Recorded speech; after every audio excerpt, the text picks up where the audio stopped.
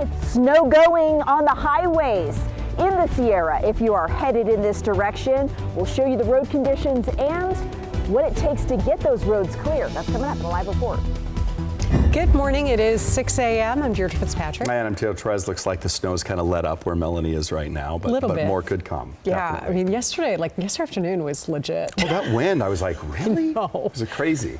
Yeah, they say March comes in like a lion and out like a lamb, and the lion roaring yesterday, definitely. Yesterday was an active day. Today is a weather impact day, so not as strong, but still you're going to feel it. Storm system moved through the region, but it's left behind some damage, and we're not done yet. So in the Sierra, we've got schools closed today because of the snow. That does include Tahoe-Truckee Unified School District, Lake Tahoe Unified School District, and Camino Union School District. We'll keep an eye out for more school closures. We'll update you as those come in. To get a better idea of what today's forecast is going to be like, let's take it over to KCRA3 meteorologist Tamara Burke. Yeah, and the impact is still there. We're still going to have periods of showers. Some of those showers will be steady and heavy in some communities, and they're just going to pop up throughout the day. That's why we call it scattered showers. It is raining right now in Rancho Cordova. That is the look of the sheen there on the road traveling the Highway 50 corridor. So watch today for the impact of scattered showers. Snow level this morning has dropped down to close to 2,000 feet, and there are chances for thunderstorms erupting this afternoon.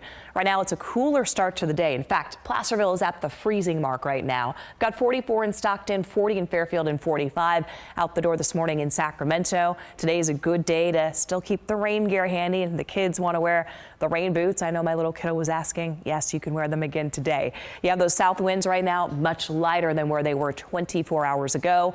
In fact, you'll notice those wind speeds are just under 10 miles per hour. I don't expect any powerful or damaging wind. It's part of the forecast today.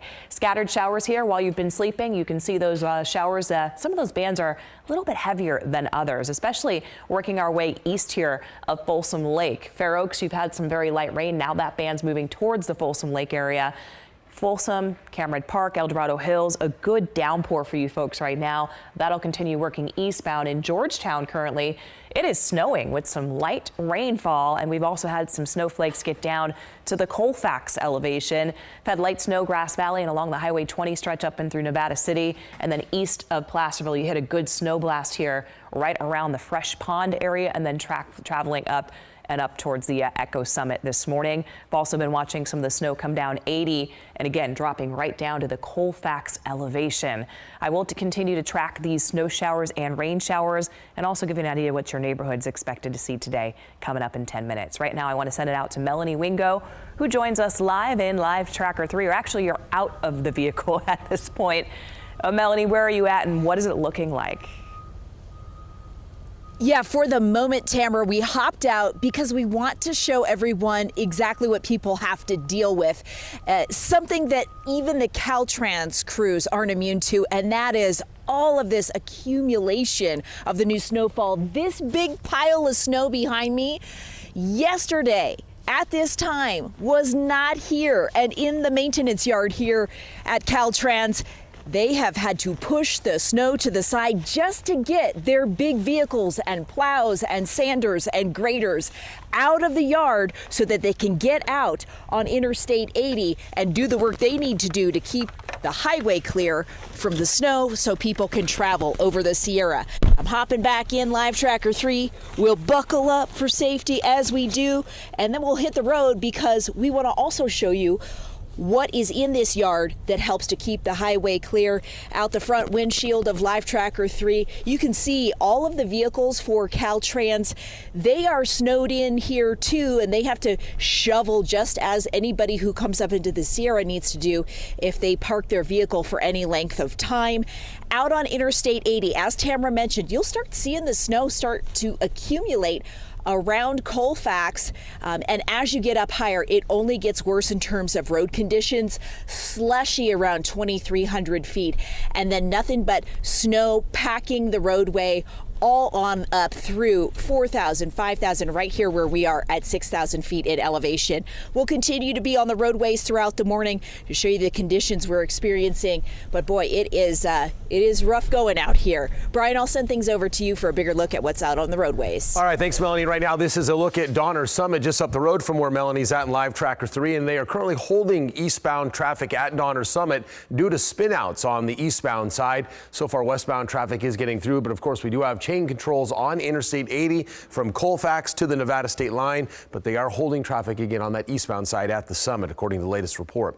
Highway 50, Pollock Pines to Myers, chains or four-wheel drive with snow tires required. 88, Silver Lake to Pickett's Junction is closed due to heavy snow over the Carson Spur and Pass. Otherwise, chains are required from Dewdrop over to Woodford's in between those locations. Here's a look at Interstate 80 coming in through Roseville. Tamara was talking about the band of rain that went through there. Still seeing some very wet freeway there. A lot of spray coming up. And then 193 in the Newcastle area, there's an oak tree down blocking the westbound lanes right near Dutch Ravine Lane.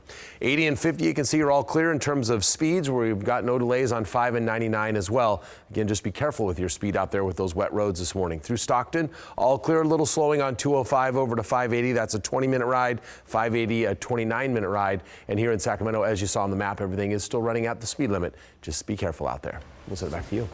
All right, thanks. The storm not just causing chain controls and wet roads. Damage has been reported throughout the valley over the past 24 hours.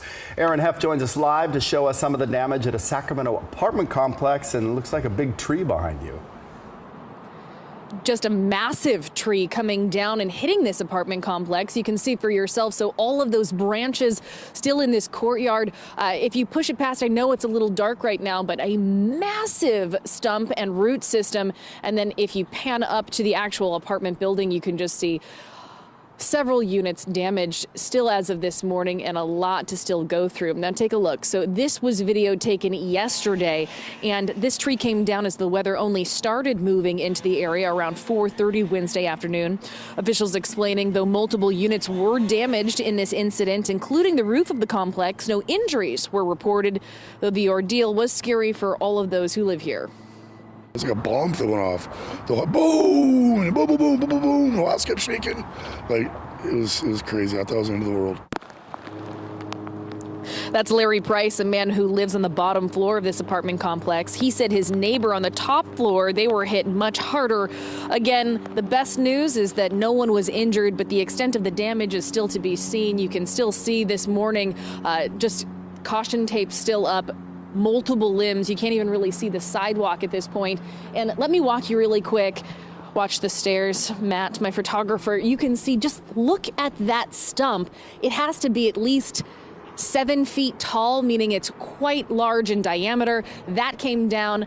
Best news, like I said, no injuries, but the extent of the damage we'll see as the morning goes on and the cleanup continues. Deirdre, Teo. All right, thank you, Aaron. Appreciate that. All right, let's take a live look now at PG&E's outage map. Thousands of customers across our region are currently without power because of the storm. Right now, the biggest of them is in El Dorado County between Kybers and Twin Bridges. Crews are working to get the power restored, but right now they don't have an estimate of when it will be turned back on.